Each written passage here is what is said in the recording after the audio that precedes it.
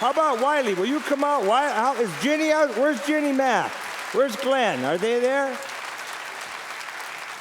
Ginny, will you come? Oh, look at this. Where's your brother? All right.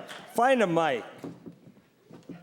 We have to do this because we lost a great Montana icon, didn't we, Wiley, this fall? Evel Knievel. Yes. Yeah.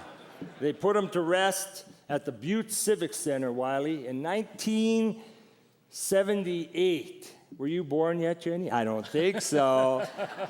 I wrote a bronc called W.D. Willie to the pay window, the same place they brought Evel to. So all these connections out there in the cowpoke cosmos, we got to make them work. So we're going to do a poem that many of you are familiar with. Get some good booming voices out here. It's called Why I Like Butte, and you need to know, good, I'm glad you like it. You're going to help me. You need to know that I grew up in Hurley, Wisconsin, grew up in a bookless house, didn't know anything about poetry, realized years ago, after I started writing, that I did in fact have a book of poetry, because poets fall in love with the sounds of words. That's what we do. That's our job. We fall in love with the sounds of words. I grew up with the Hurley phone book. I grew up with people with musical, poetic names like Mario Giannunzio, Italo Benzoni, Suds Morghetti, Ham Cavosi, Ifni Duranko. I know Aho, honest to God, I know Aho.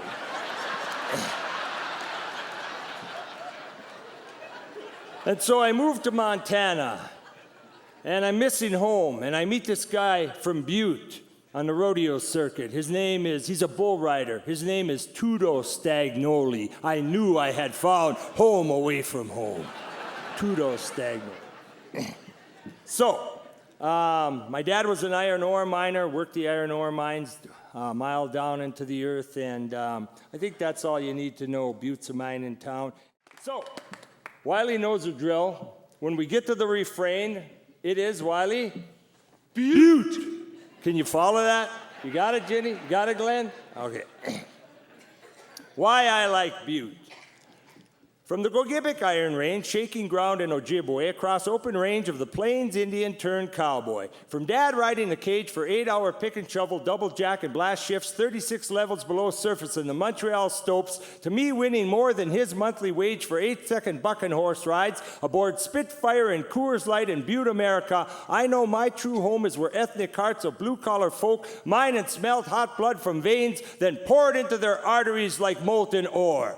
Butte, with her rambunctious, shamrock, curvy girls who dance until the last Tony Lama dogs died with us rodeo rebels, jitterbugging from the Helsinki on the lip of the pit through swing shift breakfast at the M&M to break of day red beers at Maloney's. Butte, the one and only arena I did not bite the dirt in, never dusted, pile drived, or drilled, where I prayed Hail Marys long before the mountaintop Madonna, Our Lady of the Rockies, the Butte Guadalupe, beamed down upon the bucket chutes, prayed the same Hail Mary full of grace I pleaded as a child, wanted to be spared a lifetime in the mines. Butte, with her phone book ringing with the familiar ilk of Ginty Fontecchio, Reno Peltomaki, Pupsy Savant, I know Aho Handles I grew up with in Hurley, Wisconsin, Mick Dago, Cousin Jack, Pollock Finn, syncopated names stout with thick sinewy consonants and loud vowels musical to the tongue's lit fuse to powder touch. Butte, cold spot of the nation every other February day, but hot come mid-March when even her beer blossoms green in the warmth of corned beef and cabbage, pasty pie and riotous laughter of her people. O'Boyle, McTavish, Zolinsky, Aho, Mackey, Antonoli, Gustafson, all for one for all on St. Patty's Day. Butte, raising hell and placing a Blarney stone beneath it. Butte, holier than hell and damn proud of it. Butte, hell to drive through, but oh, what heaven to spend the night in. Butte. You're great. Thanks a lot. Thanks for helping.